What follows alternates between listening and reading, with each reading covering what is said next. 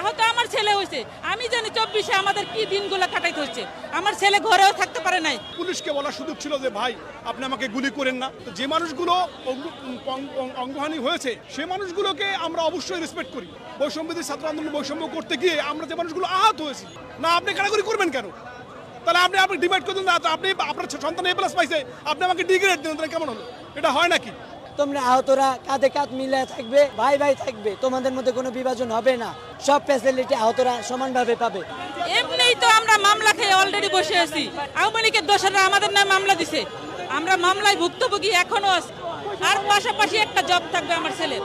শাহবাগে আমরা অবরোধ করেছি বা মানববন্ধন করতেছি এই জন্য আমরা যারা আহত হয়েছি তাদের মধ্যে রাষ্ট্রপক্ষ একটা ক্যাটাগরি করেছে, ওয়েল অ্যান্ড গুড। যারা অঙ্গহানি হয়েছে আমরা তাদের সাথে একমত, তাদেরকে এই ক্যাটাগরি দেওয়া হোক।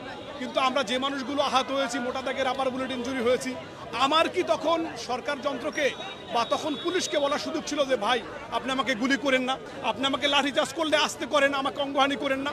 এটা তো বলার সুযোগ ছিল না। তাহলে আমরা তো তখন নির্দ্বিধায় রাস্তায় নেমেছি, তখন তো আমরা এটাকে ক্যাটাগরি চিন্তা করে রাস্তা নামি নাই। তো যে মানুষগুলো অঙ্গহানি হয়েছে সে মানুষগুলোকে আমরা অবশ্যই রেসপেক্ট করি, তারা আমার চেয়ে বেশি আহত। কিন্তু আমাদের কি বলার সুযোগ ছিল যে সরকার যন্ত্র, রাষ্ট্রযন্ত্র বা প্রশাসন আপনি আমাকে আস্তে করে মারেন, আমাকে আপনি রাবার বুলেট না মেরে আপনি রাইফেলের গুলি করেন? এটা তো বলার সুযোগ ছিল না। তারা তাদের মতো করে আমাদের নির্যাতন করে, তাতে আমরা আহত হয়েছি। এখন আপনি ক্যাটাগরি করে আমাদেরকে ডাস্টবিনে ছুঁড়ে ফেললেন আর তাদেরকে আপনি সোনার মুকুট দিয়ে আপনি পুনর্বাসন দিলেন। তাহলে কি হলো ব্যাপারটা? তাহলে আমাদের সামনে আরেকটা বৈষম্য করা হলো না?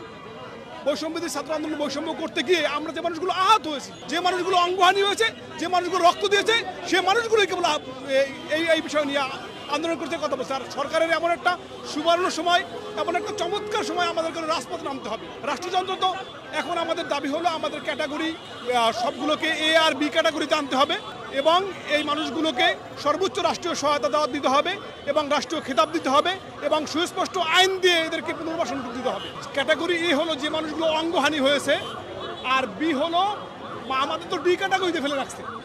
B হলো আরও নিচের ক্যাটাগরি, আহতকে এরকম ভাগ করছে। না আপনি ক্যাটাগরি করবেন কেন? তাহলে আপনি ডিমান্ড করতেন না, আপনি আপনার সন্তান A+ পাইছে, আপনি আমাকে ডি গ্রেড দেন, তাহলে কেমন হলো? এটা হয় নাকি? প্রধান উপদেষ্টা একটাই কথা বলছে যে তোমাদের রক্তের ঋণ আমরা কখনো শোধ করতে পারবো না, তোমরা আহতরা কাঁধে কাঁধ মিলে থাকবে, ভাই ভাই থাকবে, তোমাদের মধ্যে কোনো বিভাজন হবে না। সে ক্যাটাগরি বলছে A, B এবং সব ফ্যাসিলিটি আহতরা সমানভাবে পাবে। কিন্তু কতিপয় কিছু দালালেরা আবার শুনতে পাই একদিন পর C ক্যাটাগরি, যেটা কোনো ভাতা পাবে না, ফ্যাসিলিটি পাবে না এবং আমাদের ডিভাইডেড করা। সেই জন্য আমরা আমাদের দাবিদের সাথে আমরা রাজপথে নামছি। আমাদের দাবি ক্যাটাগরি A, B, আর কোনো ক্যাটাগরি চাই না। আর যতক্ষণ পর্যন্ত আমাদের সাফল্য আমরা লক্ষ্যে না পৌঁছাবো ততক্ষণ পর্যন্ত আমরা রাজপথে থাকবো। কারণ আমার ছেলে আহত হয়েছে, আহত আমার ছেলে হয়েছে। আমি জানি 24-এ আমাদের কি দিনগুলো কাটাইতে হচ্ছে। আমার ছেলে ঘরেও থাকতে পারে নাই, আমার ছেলে ঘরে থাকতে পারে নাই, আজকে রাজপথে আবার নামতে হয়েছে আমার ছেলের জন্য। কেন? আমি A, B ক্যাটাগরি চাই, আর কোনো ক্যাটাগরি চাই না। এমনিই তো আমরা মামলা খেয়ে অলরেডি বসে আছি। আওয়ামী লীগের দোষরা আমাদের নামে মামলা দিছে, আমরা মামলায় ভুক্তভোগী এখনো আছি। তাহলে কেন আবার রাজপথে নতুন করে নামতে হচ্ছে? ক্যাটাগরি A, B আর কিচ্ছু চাই না আমরা। আর পাশাপাশি একটা জব থাকবে আমার ছেলে।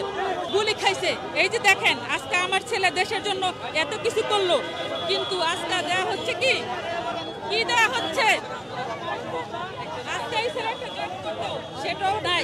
কেন?